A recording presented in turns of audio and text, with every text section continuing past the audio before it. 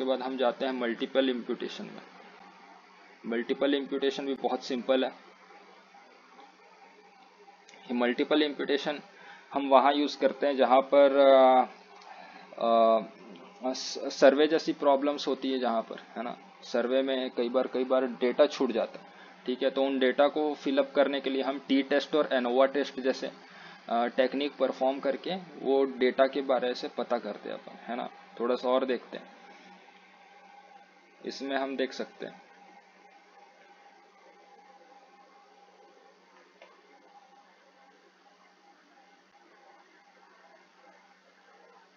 ये है हमारा मिसिंग डेटा, ठीक है। उसको हमने इम्प्यूटेशन डेटा इम्प्यूटेशन डेटा अगर मान लो ये मिसिंग डेटा में सैम्पलिंग हुई है, ठीक है, तो सैम्पलिंग विथ रिप्लेसमेंट है वो, ठीक है। फिर उसके बाद उसका एनालिसिस हुआ, कुछ क्या क्या एनालिसिस हुआ वो एल्गोरिदम ही करता है। फिर उसके बाद जो भी परसेंटेज आया एनालिसिस रिजल्ट 1 से, एनालिसिस रिजल्ट 2 से, एनालिसिस रिजल्ट n से, जितने भी एक्यूरेसी आई, ठीक है, अलग अलग एक्यूरेसी आई, उसकी पूलिंग करी गई और जो बेस्ट रिजल्ट आया उसको ले लिया गया, ठीक है। तो ये होता है हमारा मल्टीपल इम्प्यूटेशन का, ठीक है। तो ये हो गया हमारा इम्प्यूटेशन के टेक्निक्स वाले पोर्शन, जिसमें ये 3 तरीके हैं, deletion method, single imputation method और मॉडल बेस्ड मेथड्स, ठीक है। तो ये हो गया। फिर उसके बाद हम आते हैं डिस्क्रिटाइजेशन पर, जिसको बिनिंग भी बोलते हैं और ग्रुपिंग भी बोलते हैं। डिस्क्रिटाइजेशन का मतलब क्या होता है, कंटिन्यूस डेटा को डिस्क्रीट डेटा में चेंज करना, ठीक है। तो बाइनराइजेशन का मतलब क्या होता है, कैटेगरीज रहती हैं मल्टीपल, अच्छा, कंटिन्यूस डेटा रहती है ना, तो उसको 2 कैटेगरीज में चेंज करते हैं, ठीक है। जैसे कि आपको एग्जांपल दूं कि एक कंपनी है जिसमें सैलरी है 50,000 को रेफरेंस मान के रखते हैं, और 50,000 से कम की सैलरी किसकी है और 50,000 से ज़्यादा की सैलरी किसकी है ना, तो 2 कैटेगरी हो गई। तो ये होता है बाइनराइजेशन।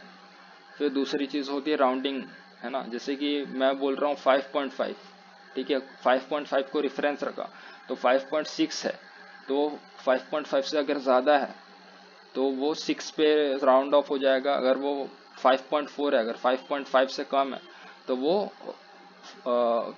5 पे राउंड ऑफ हो जाएगा, ठीक है। तो ये होता है राउंडिंग ऑफ, है ना, नियरेस्ट वैल्यू पर राउंड ऑफ करना, ठीक है। फिर उसके बाद होता है बिनिंग। बिनिंग में क्या होता है, फिक्स्ड विथ बिनिंग होता है, एक फिक्स्ड विड्थ बिनिंग और दूसरा होता है adaptive binning. Fixed width binning में क्या होता है, जैसे कि हमने हिस्टोग्राम देखा है ना, तो एक्स एक्सिस पर हम देखेंगे तो वो जो विड्थ रहता है ना, उनका विड्थ रहता है वो बराबर विड्थ रहता है, ठीक है, जिसमें मल्टीपल वैल्यूज फॉल करते हैं, ठीक है। कई बार ऐसे रहेंगे जो, और वो जो विड्थ रहता है ना उसको हम बिन भी बोलते हैं, ठीक है। तो एक बिन में पूरी वैल्यूज भी आ सकती है, एक बिन में कुछ 0 वैल्यूज भी आ सकती है, और एक बिन में आधी वैल्यूज भी आ सकती है, तो कुछ भी हो सकता है, ठीक है ना। तो इसी प्रॉब्लम को ओवरकम करने के लिए अडाप्टिव बिनिंग यूज किया गया है ना। ये अडाप्टिव बिनिंग में बराबर डेटा डिस्ट्रीब्यूशन होता है, ठीक है। तो ये हमारा बिनिंग हो गया, ठीक है। तो डिस्क्रिटाइजेशन में क्या आ जाती 3 चीजें, बाइनराइजेशन, राउंडिंग और बिनिंग, ठीक है। उसके बाद आता है dummy variable creation. Dummy variable creation में 1 हॉट इनकोडिंग एक रहता है, जिसमें 1 और 0 आपको देखने मिलेंगे, ठीक है। इसके आपको इमेज दिखाने पड़ेंगे, है ना, 1 हॉट इनकोडिंग के।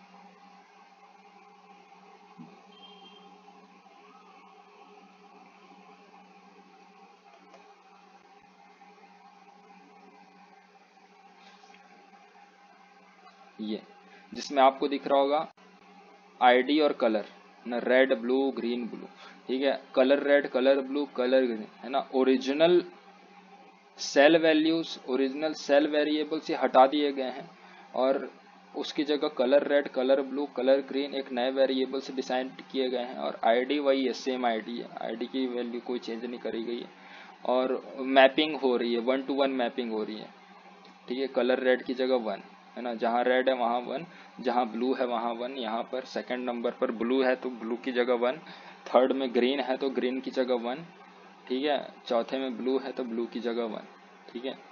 तो ये हो गया 1 to 1 मैपिंग, 1 हॉट इनकोडिंग, ठीक है। उसके बाद हम देखते हैं लेबल इनकोडिंग।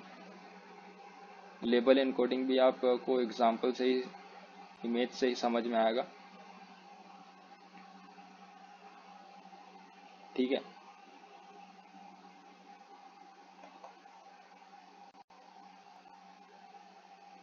ये हमारा इमेज ये हम देख सकते हैं, ठीक है, जिसमें महाराष्ट्र, तमिलनाडु, दिल्ली, कर्नाटका, गुजरात, उत्तर प्रदेश, ठीक है। इन सब नंबर्स को, ये नॉमिनल स्टेट पर है, नॉमिनल स्केल पर है, इनको लेबल के स्केल पर लाने के लिए कैसे करेंगे, इन सबको लेबल इनकोडिंग करी जाएगी। तो सबको एक नंबर असाइन होगा, है ना, जो हर किसी का यूनिक नंबर होगा, ठीक है। क्योंकि क्या रहता है, कई सारे एल्गोरिदम ऐसे रहते हैं उनको वो नंबर्स में डील करते हैं, ठीक है ना। तो नॉमिनल, वहां पर नॉमिनल डेटा आप दोगे तो वो एरर शो कर देगा, इसलिए सबको नंबर असाइन किया गया है यहाँ पर, ठीक है। तो इसमें और कोई जानने की जरूरत नहीं है, बस जो था यही था, ठीक है। ये हो गया आपका लेबल इनकोडिंग। फिर उसके बाद डमी कोडिंग स्कीम हम देखते हैं।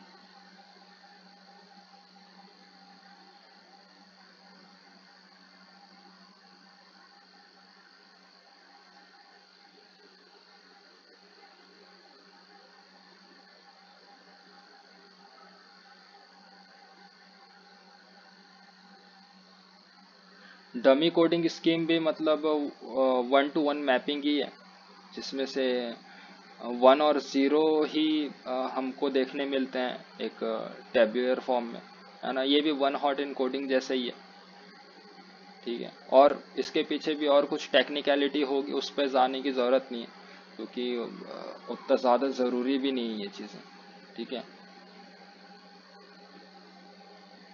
ना।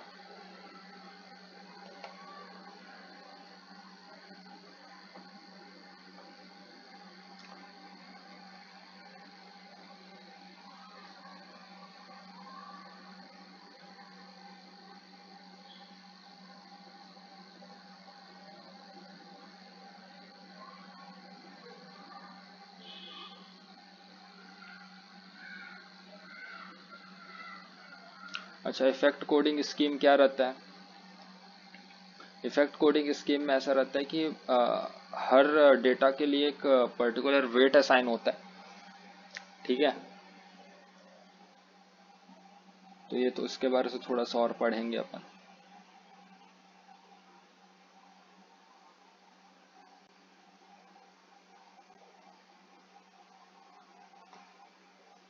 है ना। और इसमें ऐसा है कि सबका सम जो रहता है ना, ये देखो इफेक्ट कोडिंग, इसका सम जो रहता है, जो भी सम रहता है वो इक्वल टू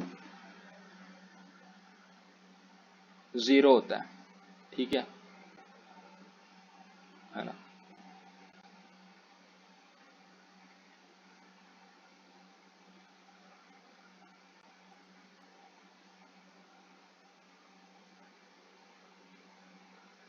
ये यहाँ पर इसके सम 0 आपको मिलेंगे, यहाँ 0 सम मिलेंगे, है ना। तो प्रॉपर वेट दिया जाता है प्रॉपर हर चीज को, ठीक है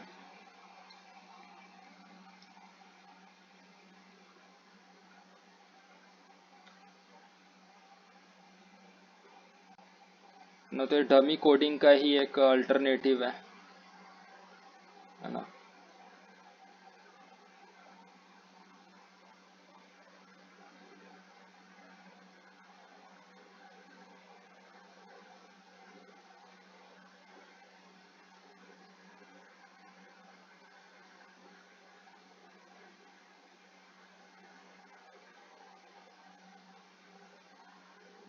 ठीक है, जिसकी डमी कोडिंग में आप देख सकते हैं 1 to 1 मैपिंग हुई है।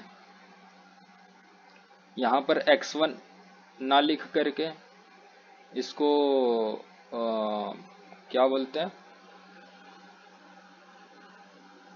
एनोनमस कर दिया गया है। हिस्पैनिक ना लिख करके x1 लिख दिया, न्यू वेरी x2 ना, एशियन नहीं लिख करके x2 लिख दिया गया, और अफ्रीकन अमेरिकन नहीं लिख करके यहाँ पर X3 लिख दिया गया है ना, एनोनमस कर दिया गया।